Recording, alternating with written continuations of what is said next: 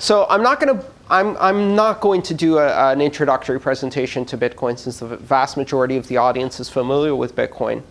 And I thought I was going to talk about some interesting topics around this. First of all, I recently heard that Australia is considering taxing Bitcoin as an intangible asset with sales tax. Is that true? As an asset class. Yeah. And so capital gains tax will be the implication. Has this already happened? I think it's very likely to happen. I think that's what we've been advised is going to happen. So that is a monumentally stupid idea. Yes. As you can, that was my diplomatic way of speaking to politicians.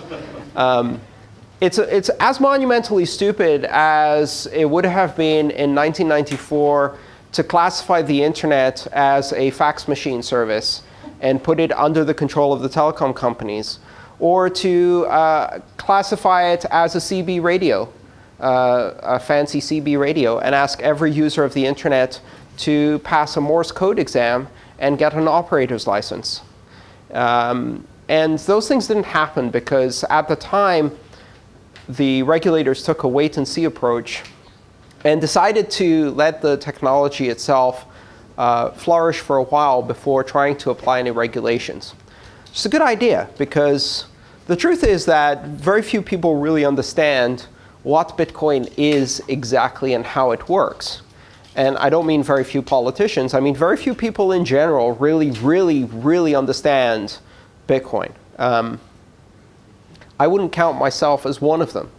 I understand parts of Bitcoin, but I don't think I can predict where this thing is going.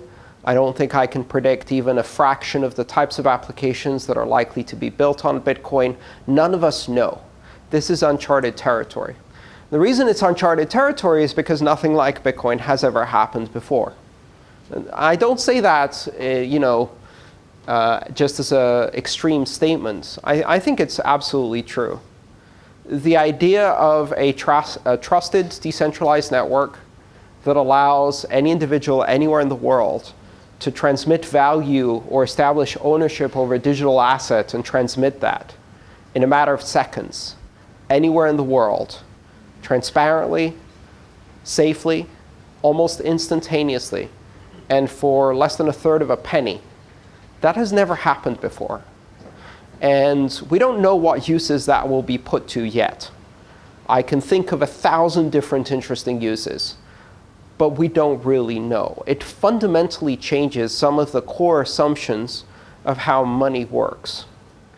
And the thing is that while we conceive of money as this universal thing, in fact, we experience it as many different aspects of money. There's fast money, there's slow money, there's money that works best in small increments and money that works best in large increments. I have some money that's printed on metal coins in my pocket, and that is fantastic money to use to pay a parking meter. If I try and go buy a Porsche with that form of money, I will need a wheelbarrow, and most likely they will look at me funny at the Porsche dealership, right? Or if I try to buy a house with that form of money. If I try to pay for the parking meter with a check or a bearer certificate bond, I will be looked at funny by the parking attendant. And when I try to get on a tram here, apparently I need a Mickey card. And I don't know what a Mickey card is, or Mikey card, and how to get it, and how to charge it. And I certainly don't know if I can use it for anything else. What I'm getting at is that we don't experience money as a universal protocol. We experience money as a series of fragmented networks, very fragmented networks. And there's a parallel to this. Before the internet age, telecommunications was like this. If you wanted to send a long-distance message, you'd write it down on paper and use the postal service. If you wanted to transmit video, you'd use a broadband connection to a satellite and bounce it off there. If you wanted to transmit text rapidly, you'd use a telegram or a telex. If you wanted to transmit an image, you'd use a fax machine. If you wanted to transmit video, well, you couldn't really. You could put it on a VHS tape and then mail it somewhere.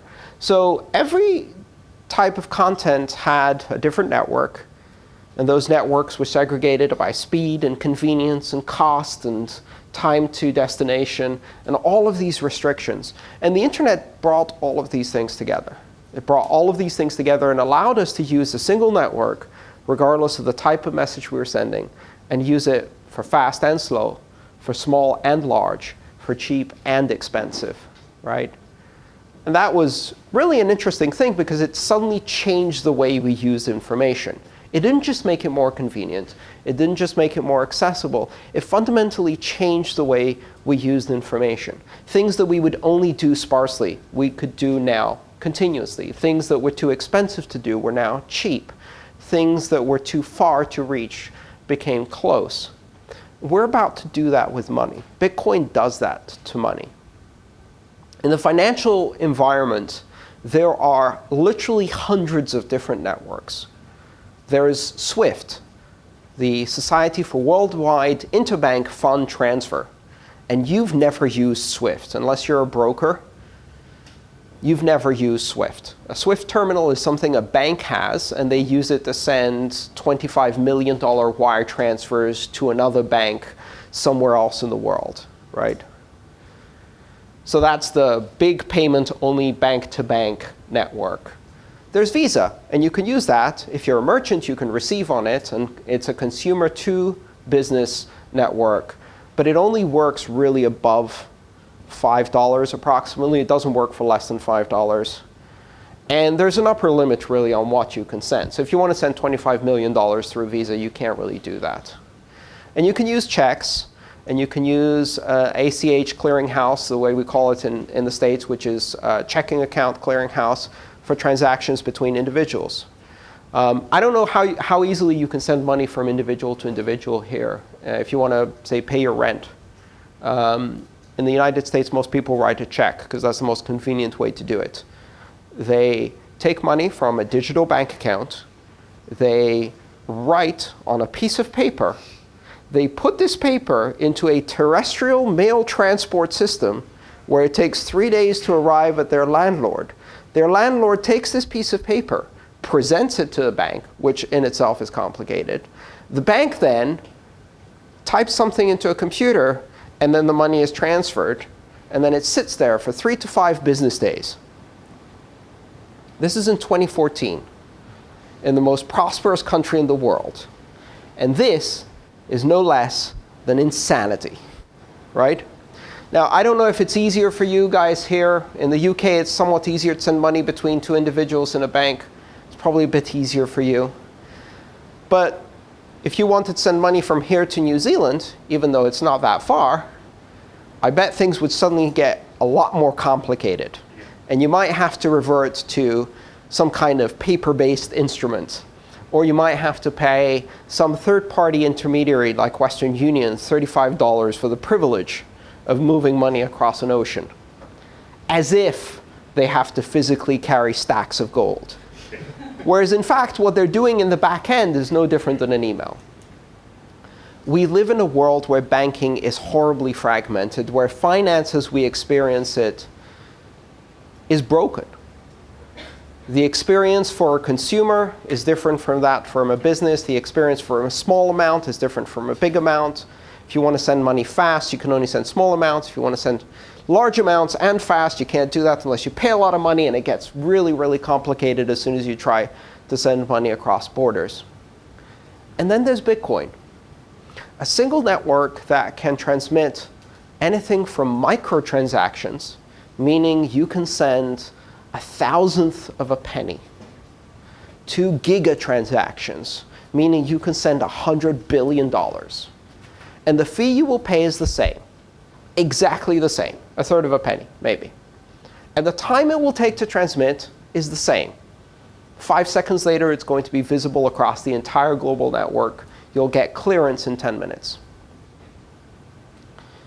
And it doesn't care about borders, and it doesn't care about who the recipient is, and it doesn't care if the recipient is a consumer or a business. It doesn't care if the sender is a consumer or a business.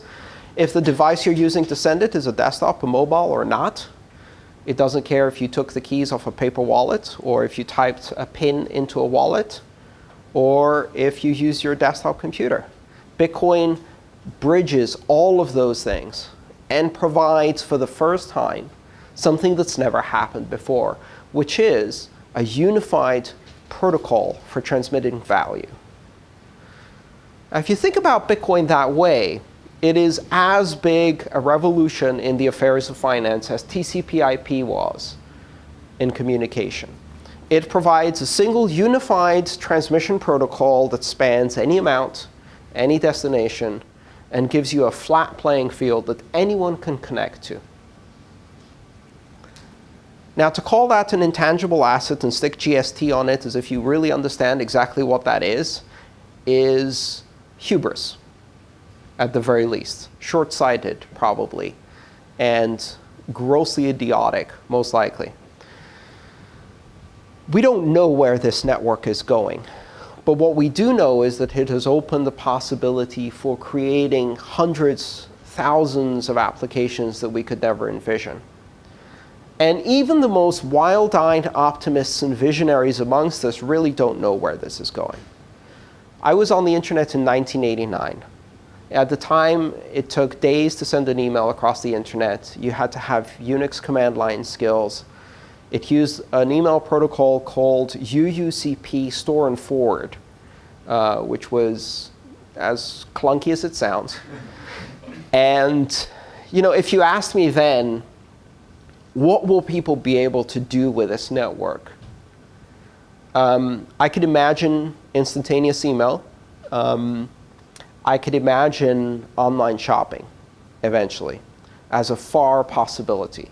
I certainly couldn't imagine Facebook or Twitter, and I most certainly could not imagine Bitcoin could pop out of this internet experience, but it did. And today, we look at Bitcoin as a protocol, and we have one app. It's a killer app. It's currency. And it's a currency without governments and banks, and it's something unique that's never been built before, but it's just the first app. And we have no idea what other apps will be created. Maybe one day, you'll be able to use Bitcoin instead of a Mickey or Mikey card. Maybe you'll be able to use the same payment network to pay for your tram, your parking meter, your Wi-Fi, and your hotel room, instead of having to juggle 5 different payment systems. I've found the experience of visiting Australia quite funny because as an American, I come here bearing 20th century technology. I have a credit card with no chip, which apparently is an alien artifact from a previous century, as far as most Australians are concerned. Because they'll take my card and they'll wave it over a reader, and nothing happens. It reminds me of this episode of, I think it was Star Trek, where they go back in time and they land on the planet and they go into a computer store, and one of the Star Trek crew picks up a mouse and goes, "Computer?" And yeah, that's my experience with my card. And every time I have to explain, no, this is an old style, swipe and sign. And they're like, wow. Swipe and sign, yeah. I'm like a time traveler to the future. It's amazing. That doesn't stop us, however, from sending our president here to tell you how to manage your Great Barrier Reef. It takes a certain level of audacity to go to another country, be completely oblivious about the fact that we have inferior technology in the big scheme of things, and then tell other people how to run their business. But we seem to be pretty good at that. So my experience with credit cards here has been rather revealing, because even within the world of credit cards, you see these vast differences. And every time I travel, the same problem keeps happening to me. I've called every single one of my banks, and I've told them in every different way that I can that I travel a lot. So I tried to explain to them that if you see my credit card pop up in Southeast Asia on Monday, in Australia on Tuesday, and in Kuala Lumpur on Wednesday, and Paris the next day, that is normal behavior for me. So do whatever you need to do to your fraud management algorithms. That is my normal. And so every time I go traveling, I'll swipe my card, and then I'll see on my email that I got a missed call on my US phone number from Visa Fraud Prevention Services asking me to verify that this was indeed a charge made on my account. And if I don't respond to that message in 3 days, my card gets shut down. So now I'm traveling the world with a piece of plastic that is literally worthless. And no matter how many times I've tried to explain this, there are notes on my account that say, don't shut down this card, this is normal behavior. They can't get their head around the possibility that someone would travel to different countries and interact with foreigners. So my credit cards are broken. But if you think about it, credit cards are broken by design. And most of us don't really think about how broken credit cards are. So let's go back and look at credit cards with clear eyes and examine all the ways in which they are broken. First of all, credit card technology was invented in the 50s. This technology started just after the Second World War. In 1950, I believe the first card was a diner's club card. And this was essentially a plastic version of a traveler's check that had your name on it and a member number, which at the time was a 4-digit number. And so this technology has now been extended into our current always connected, internet-enabled, global, multipolar world. But it hasn't fundamentally changed, and that's why it's failing. It's failing at every level, because credit cards are broken by design. The most fundamental way in which a credit card is broken is the fact that every time I buy something with a merchant, what I'm giving them is the credentials to draw money from my account. So I'm giving them the secret keys to every merchant I interact with. And the more you use your card, the more you give your secret keys to every merchant. They then store them and build giant databases with 50 or 60 million of these secret access codes to everybody's credit accounts. And then they act with surprise and shock and dismay when a hacker comes along and steals all 60 million credit cards out of their super secret database. And there are two types of companies in this world. There are companies that have failed to protect their databases of credit cards and have been hacked. And there are companies that will fail to protect their databases and get hacked in the future. No one can stop this from happening. If you put everybody's access credentials in a single database, it will get stolen. Simple as that. People will always find a way. Credit cards are broken by design because every time you do a credit card transaction, what you're doing is you're opening a channel that allows that merchant or anyone who gets that information to do a pull request, to pull from your account. But credit cards are also broken by design in another very fundamental way, which is that the credit card information doesn't stand alone. It is connected to your identity. And in order to execute a transaction, you have to provide your identifying information. You have to provide a name. You have to provide an address. You have to provide additional information. In many cases, and in many countries, it's not uncommon to also provide a tax number or date of birth for almost every online commerce credit card transaction. So what that means is that now you're not just exposing the credentials that can pull from your account, you're also exposing elements of your identity. Elements that, when enough of them are collected, you are now a victim of identity theft. And so credit cards expose you both to theft and identity theft every time you use them. It's really difficult to see the comparison for people who don't understand Bitcoin and to understand that Bitcoin transactions have no identity on them by design. And that is not a problem, that is a feature. And that when you execute a Bitcoin transaction, the transaction itself gives the specific amount of value to the merchant and nothing else. And by having that transaction, they can't go back and charge your account again. They can't pull money from your account again, because you pushed a specific value to them. That's what you signed for. You can't forge that signature. So Bitcoin doesn't expose you to theft, and it doesn't expose you to identity theft, which means that when you operate with Bitcoin, all of the rules of the game change. If you've ever tried to build a merchant solution, an e-commerce solution, or you've tried to take credit cards, you'll notice that you have to do a lot of work to keep those cards secure.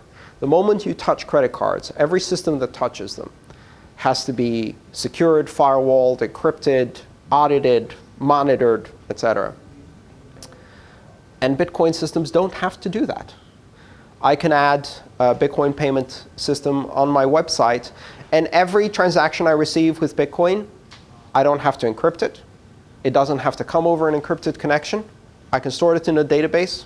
It doesn't have to be encrypted. It doesn't have to be monitored. If you go in there and you steal all of that information, you've managed to create a somewhat smaller replica of what's already on the blockchain. So what did you achieve? Nothing. You just got a small subset of Bitcoin transactions. You can look them up on the blockchain. You don't need to break into my website to get them. I can transmit those over an unencrypted medium. What this means is that you can do an incredible amount of innovation with Bitcoin that you couldn't do before, because you can leave the network open to access, and you can make the e-commerce channels completely open. For example, there's a company in the US that is using Chirp to do Bitcoin transactions. And Chirp is a protocol using sound. So essentially your phone sings a little tune, almost like an old-style modem, in a frequency you can't quite hear. It's kind of like a buzzing sound. And a microphone in the merchant's store picks up that sound and gets the Bitcoin. Anybody else can pick up that sound too, but it doesn't matter because Bitcoin transactions are not sensitive. So you can transmit them in the open. You can write them on a poster. You can transmit them over unencrypted Wi-Fi, over unencrypted Bluetooth, low energy. You can use Chirp. You can use NFC. You can basically broadcast these transactions any way you like. You don't need to encrypt them. You don't need to protect them. That fundamentally changes the way we do payments networks, because all of that security goes away. But the most important thing that Bitcoin does in that context is it provides consumer protection. Bitcoin is consumer protection by design, because it doesn't force you to reveal your identity, and it doesn't expose your account credentials to merchants. Now, this seems hard to understand, because a lot of regulators want to regulate Bitcoin for the safety of the consumer. And quite honestly, the consumer is doing pretty fine with Bitcoin. We're safe. No Bitcoin merchant is going to get hacked and have 60 million Bitcoin accounts stolen, right? Consumer safety on Bitcoin comes from the design of the protocol and from two fundamental concepts. One, you remain firmly in control of your money at all times. And two, you don't reveal anything sensitive when you do a transaction. Those two things together make it the most secure payment network we've ever built. If you want to hack 60 million Bitcoin accounts, you have to hack 60 million devices. There's no one place where all these keys are stored. And if you want to protect consumers, the best way to do that is to leave them firmly in control of their own money. Now, a lot of the regulators, and I'm seeing this in Australia too, but we've certainly seen it in the US, believe that the best way to protect consumers is to add identity information to every transaction, and then have every Bitcoin transaction have every user identify themselves, and then provide that identifying information both to the merchant and to intermediaries, regulators, auditors, merchant processing companies. So what they're saying is take your private identifying information and give it to the very same intermediaries who have been losing your private identity information for the last decade. That is not consumer protection. What that is incumbent protection. What that does is it protects banks from competition. It makes Bitcoin lose some of its most powerful features so that it is no longer a competitive threat for the banks. So when you hear politicians here in Australia or anywhere in the world talk about regulating Bitcoin, we have to ask ourselves, what are they trying to achieve? Are they trying to achieve consumer protection, or are they trying to achieve incumbent protection? Because if they're trying to achieve consumer protection, then they would encourage individual control over money that Bitcoin already offers by design. In fact, they would encourage Bitcoin because Bitcoin is the most exciting, disruptive innovation that is likely to inject competition into the banking industry that desperately, desperately needs competition. And if you create competition in the banking industry, that is good for consumers. So in the context of the regulations around GST in this country, I think it's important to realize that regulations like that are not just short-sighted, they're not just missing the point about what Bitcoin is, but they serve to hamper a new exciting innovation that has the very real possibility of competing against banks and disrupting their environment and giving them some competition that they desperately need. And by doing regulation in that way, Australians are not making Bitcoin slow down. What they're doing is making Bitcoin move out, right?